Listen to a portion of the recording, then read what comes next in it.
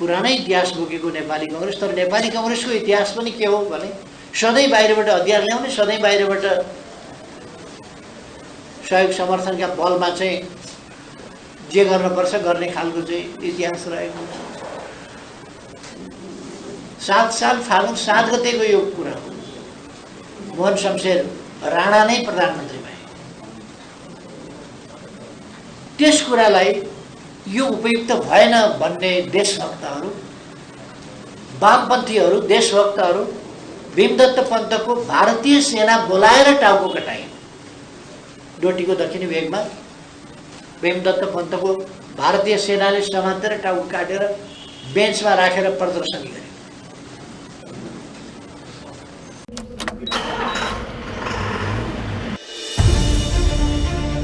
हाम्रो जीवन यात्रा भरोसामा टिकिरहेको छ, यो विश्वासमा टिकिरहेको छ, जसलाई लिएर आज हामी दिनरात काम गर्न पाइरहेका छौँ। यो विश्वासको आधार हो जसलाई लिएर हामी अहिलेसम्म अगाडि बढिरहेका छौँ।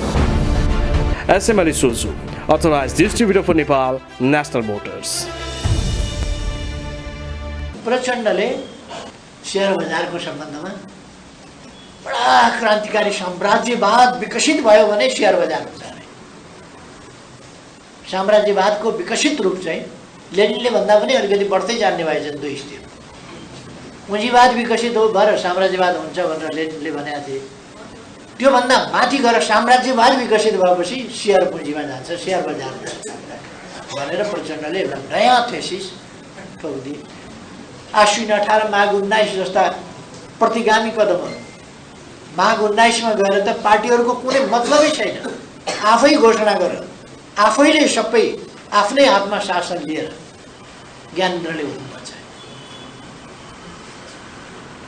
ज्ञानेन्द्रले उधुम मचाउँदा तपाईहरुलाई साथीहरुलाई बताउँ, प्रचण्ड र ज्ञानेन्द्रका बीचमा सहमति भएर सहमतिका साथ त्यो उपद्रव भएको थियो। अलिक समन्वयात्मक ढङ्गले सुव्यवस्था, सुशासन र समृद्धि तर्फका हाम्रा प्रयासहरूमा हामी सिङ्गो देश केन्द्रित हुनु पर्दथ्यो। स्थिरता र स्थायित्व तर्फ सिङ्गो देश केन्द्रित हुनु पर्दथ्यो, तर भएन, भएको छैन र त्यतापट्टि जाने स्थिति पनि देखिँदैन। किनभने अस्थिरता मचाउन खोज्ने शक्तिहरू क्रियाशील छन्। नियन्त्रित अस्थिरता खुलस्त भनिराखेका छन् कतिपय शक्तिहरूले। नियन्त्रित अस्थिरता हाम्रो नीति हो नेपालको सन्दर्भमा, त्यो भनिराखेका छन् र त्यसका लागि ती कामहरू गर्ने शक्ति चाहिँ यहाँ छ। नियन्त्रित अस्थिरताका सम्भाग शक्तिहरू, अस्थिरता मात्रै क्रिएट गर्न खोज्ने ती शक्तिहरू छन्। अहिले ती शक्तिहरूमा सबभन्दा चर्को गरी चल्ने प्रचण्ड एन्ड कम्पनी र माकुरे एन्ड कम्पनी। सबभन्दा अहिले अस्थिरताका सम्वाहक तत्त्वहरू यिनीहरू नै हुन्। कुनै भ्रम राख्नु पर्दैन। र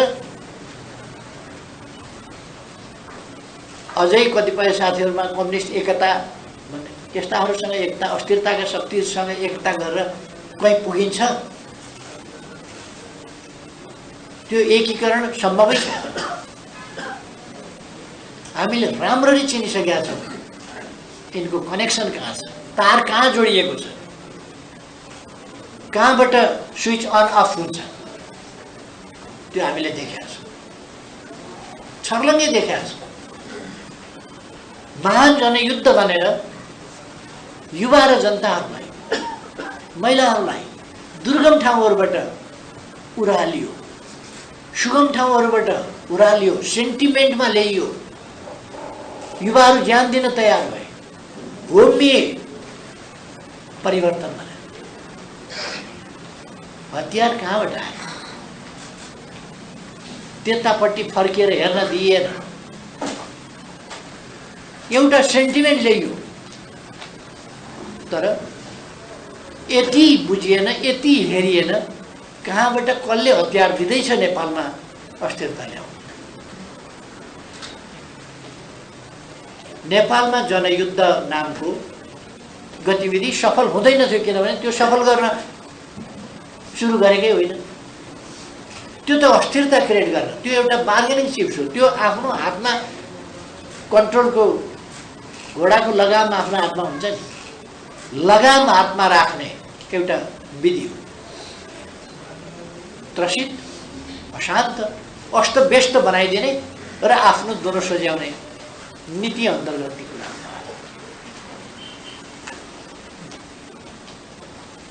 बाहिरका अरू देशका तालिम केन्द्रहरूमा तालिम दिन्थ्यो बकाइदा। कुनै कथा त होइन, तालिम लिएर आएका साथीहरू त छँदैछ। तर त्यति बेला महान क्रान्तिको एउटा सेन्टिमेन्ट त्यतातिर लग्यो, बुझ्न उनीहरूले राम्ररी पाएन के गर्न खोजिँदैछ। र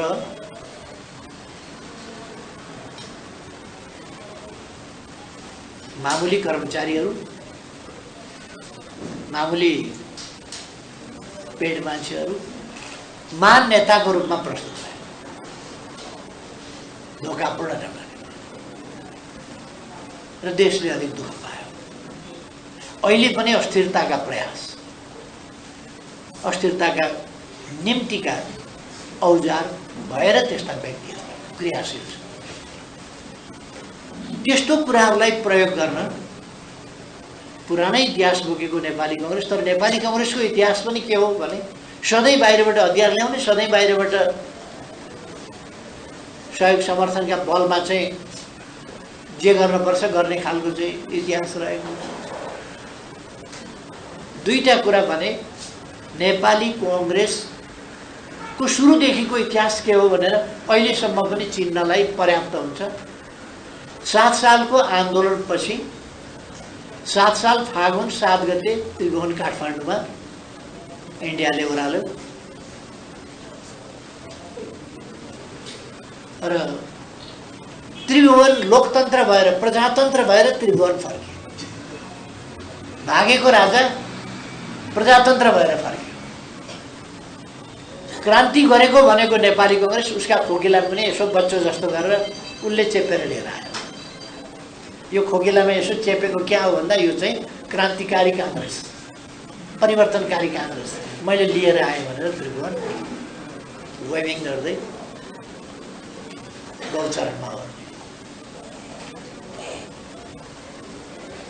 पछि 7 साल फागुन 7 गतेको यो कुरा हो।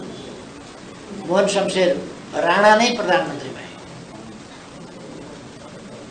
त्यस कुरालाई यो उपयुक्त भएन भन्ने देशभक्तहरू, वामपन्थीहरू, देशभक्तहरू भीमदत्त पन्तको भारतीय सेना बोलाएर टाउको कटाइयो। डोटीको दक्षिणी भेगमा भीमदत्त पन्तको भारतीय सेनाले समातेर टाउको काटेर बेन्चमा राखेर प्रदर्शनी गरे। आफ्नो देशमा केही असन्तुष्टि भयो, यो त ठिक भएन, किन फर्काएको फेरि राजा, के हो दिल्ली सम्झौता, किन फेरि राणै प्रधानमन्त्री, किन यसलाई पूर्णता हुन दिइएन, केही प्रश्न उठाए। केआई सिंहले उठाए, रामप्रसाद राईहरूले उठाए, अरू विभिन्न ठाउँका मान्छेहरूले उठाए, तराईतिरका मुखलाल महतोहरूले उठाए, नेताजी कुलदीप महतोले उठाए, जदु कानुले उठाए, गेना राउतले उठाए, यस्ता थुप्रो मान्छेहरूले उठाए, भैरव प्रसाद आचार्यले उठाए, अनेकले उठाए यस्ता विषयहरू। तिनीहरू दमित भए, कोही गायब भए, कोही जेल हालिए, कोही जेल छोडेर भागे, कोही काटिए, कोही मारिए, यस्तो खालको स्थिति भयो। र 8 साल माघ 1 गते मातृका प्रसाद कोइराला नेपाली कङ्ग्रेसका कमान्डर इन चिफ भएका, सभापति भएका र 7 सालको आन्दोलनका नायक, नेपाली कङ्ग्रेसका सभापति 8 साल माघ 1 गते प्रधानमन्त्री भए। 4 गते इन्डिया भ्रमणमा गए। 11 गते फर्किँदा दक्षिणको सेना उत्तरको सिमानामा लगेर सेनाका चेकपोस्ट राख्ने सम्झौता गरेर आए। दक्षिणको छिमेकीको सेना उत्तरको सिमानामा राख्ने नेपालको स्वाभिमान कहाँ छ? पहिले नभएको कुरा, राणा शासनमा नभएको, भारतीय राजदूतलाई क्याबिनेट बैठकमा राखेर क्याबिनेट गर्ने 7 सालको क्रान्तिभन्दा पछि चलन छ। राष्ट्रियता हामीले हेर्यौँ भने त्यसपछि तुरुन्तै कम्युनिस्ट पार्टीमाथि प्रतिबन्ध लाग्यो, परिवर्तनकारी शक्ति, आन्दोलनकारी शक्तिमाथि प्रतिबन्ध अनि साँठगाँठ प्रतिक्रियावादीहरूसँग।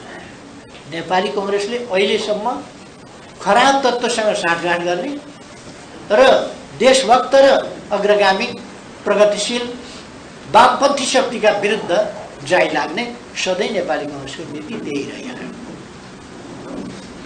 यो बडो जटिल परिस्थिति हो। तहिलेदेखि अहिलेसम्म र हामी चाहन्छौँ नेपाली कङ्ग्रेसले यो गलत बाटो, गलत नीति, गलत तरिका अवलम्बन गर्न छोडोस् र नेपाली कङ्ग्रेस यो प्रतिगामी शक्तिहरूको मध्यार भएर पटक पटक 15 सालमा कङ्ग्रेसको कमीले गर्दाखेरि 15 सालको उपलब्धिहरू, 7 सालको उपलब्धि 17 सालमा हो। कङ्ग्रेसको कमजोरीले गर्दा त्यही कुरो हामीले भन्दै आयौँ। 68मा गएर 69मा गएर 59मा गएर घुम्दै आयो। आश्विन 18 माघ 19 जस्ता प्रतिगामी कदमहरू, माघ 19मा गएर त पार्टीहरूको कुनै मतलबै छैन। आफै घोषणा गरेर आफैले सबै आफ्नै हातमा शासन लिएर ज्ञानेन्द्रले उधुम मचाए। ज्ञानेन्द्रले उधुम मचाउँदा तपाईँहरूलाई साथीहरूलाई बताउँ, प्रचण्ड र ज्ञानेन्द्रका बीचमा सहमति भएर सहमतिका साथ त्यो उपद्रव भएको थियो। त्यसपछि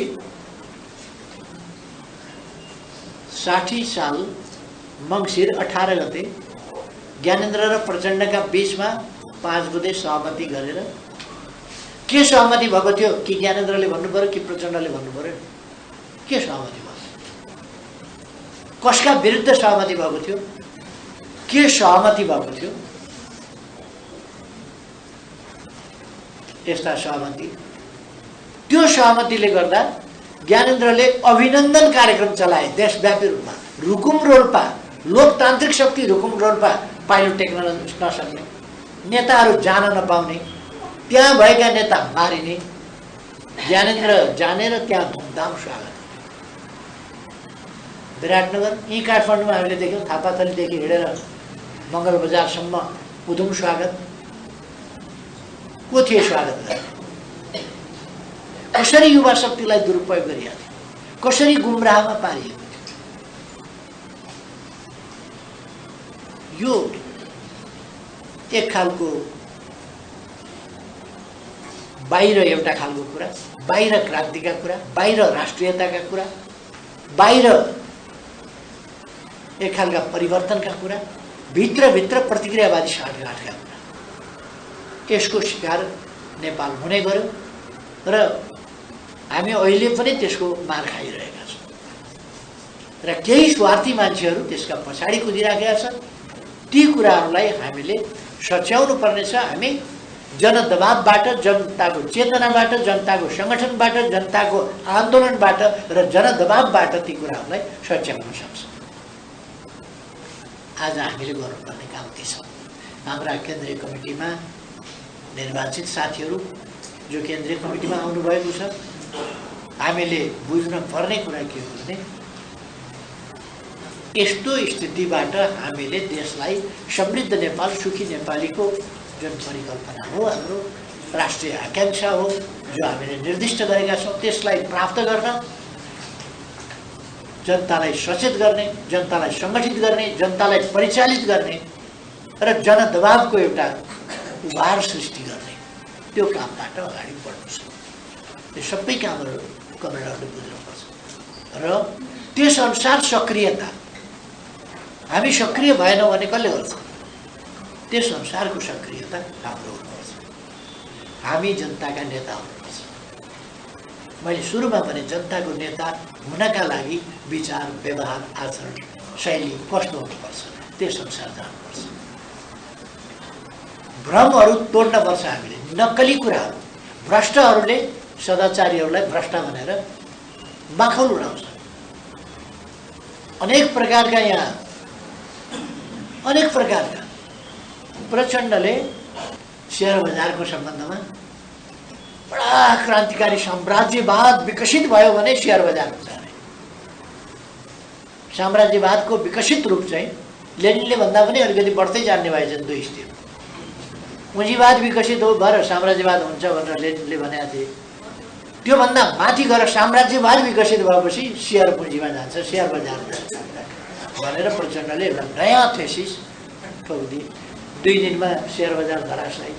त्यसको जनताको जीवनमा कति असर हुन्छ, शेयर लगानीकर्ताहरूको अवस्था कस्तो हुन्छ, तिनीहरूको आर्थिक स्थिति के हुन्छ, केही पनि मतलब छैन। अर्थतन्त्र केही पनि मतलब छैन। कुन शेयर कारोबारीले चन्दा दिएन होला, त्यसो भएदेखि ठोकिदिए उनले। ये चन्दा नै दोष त बनाइदिनु, नरहे बाँस नबजे बाँसले लजात भनेर बाँसै। यदि हामीले त्यस्तो गर्थ्यौँ भने सडक तात्थे, माइती घरले पुग्दैन थियो, सडक तात्थे, सञ्चार माध्यमहरूमा आगो बल्थ्यो। शान्त, चुपचाप, शान्त, आराम, आनन्द छ, कोही बोल्दैन। किनभने यहाँ यो त अस्थिरता क्रिएट गर्ने, अस्थिरता बनाउने देशमा खजमजाइरहने, ध्वस्त पारिरहने, यता बिगार्ने, यता उठाए चाहिँ गर्ने, उता भत्काइदिने, यो खालको सिलसिला चलिराखेको हुनाले यस्तोमा बोलिरहनु परेन, केही गर्नु परेन। संविधान मिथ्या भयो, मनपरी गर्दा भयो, कानुन मिथ्या भयो। चलिराखेको संसद मध्यरातमा बन्द गरेर भोलिपल्ट संसद ठाडी छलेर अध्यादेश ल्याउँदा भयो। कसलाई कति सिट भए पुग्छ, कति प्रतिशत भए पुग्छ, सोधिकन त्यस अनुसार कानुन संसदलाई, चलिरहेको संसद छलेर गर्दा भयो, लोकतन्त्र भयो। हामीले संविधान अन्तर्गतका अधिकार मान्छेले कार्यान्वयन गर्न पाउन् भनेर 40% संसद वा पार्टीको केन्द्रीय कार्यसमिति भन्ने वहाँ राखिदिँदा संसद नचलेका बेला उद्योग भयो। हामीले नेपाली नागरिकका छोराछोरीलाई नागरिकता दिनुपर्छ भनेर भन्दा उद्यम भयो। देशै बेच्न खोज्यो भने दया लाग्छ। कमसेकम देशप्रति त माया गर्न सिकौँ, सत्यप्रति अलिकति निष्ठा त राख्न सिकौँ। अचम्म लाग्छ। अनि डबलीवाला बुद्धिजीवी र केही माध्यमहरू, त्यो सबै एउटा गलत मनसायका साथ लगानी भइरहेको छ र परिचालन भइरहेको छ।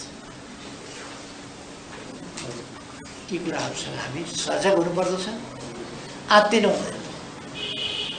संसारका जनताले कहीँ पनि मागेर आरामले सङ्घर्ष नगरिकन कुनै उपलब्धि हासिल गरेका छैनन्। न्याय पाऊँ भनेर न्याय पाएका छैनन्। सामाजिक परिवर्तन, रूपान्तरण र न्याय, विकास, यी कुराहरू लडेर सङ्घर्ष गरेर पाएका छन्। त्यसका निम्ति सही विचार बोक्ने सङ्गठन, ती विचारहरू कार्यान्वयन गर्ने सङ्गठन, त्यो सङ्गठनको परिचालन गतिशील सङ्गठन र त्यसको उपयुक्त शैलीका साथ परिचालन, यी कुराहरूमा हामीले जोड दिनुपर्छ। र कमरेडहरूले आफ्ना ठाउँमा आफ्ना जिम्मेवारी हो, छिटै नै कमरेडहरूलाई जिम्मेवारी तोकिनेछ। यो ठाउँको यो जिम्मेवारी यसरी वहन गर्नुहोस् भनेर त्यो जिम्मेवारी कुशलतापूर्वक वहन गरेर उदाहरणीय ढङ्गले, नमुना योग्य ढङ्गले आफ्ना जिम्मेवारी वहन गर्न सक्नुहोस्, वहन गर्न अगाडि बढ्न सक्नुहोस् भन्ने शुभकामना छ। एकअर्काले सिक्न सक्ने गरी नकारात्मक दृष्टान्त कोही बन्न नपरोस्, सकारात्मक दृष्टान्त बन्ने गरी अगाडि हरेकले बढ्न सक्नुहोस्। धेरै धेरै शुभकामना भन्छु र आफ्नो भनाइ टुक्याउँछु।